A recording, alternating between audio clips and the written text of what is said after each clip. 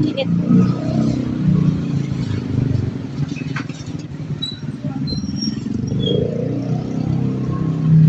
Nakapaghatid na ako sa dalawa kong estudyante, guys. Lakad na naman, pauwi sa bahay. Ito nun.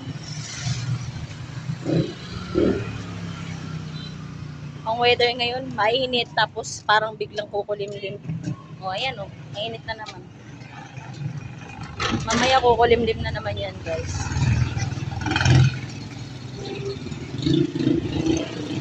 May bit-bit akong lumpiang gulay. Oh. Kakainin ko pagdating. Tanghalian ko na. Ito.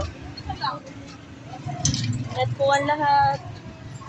Yung mga nanay na naghatid ng kanilang mga anak, pauwi sa bahay.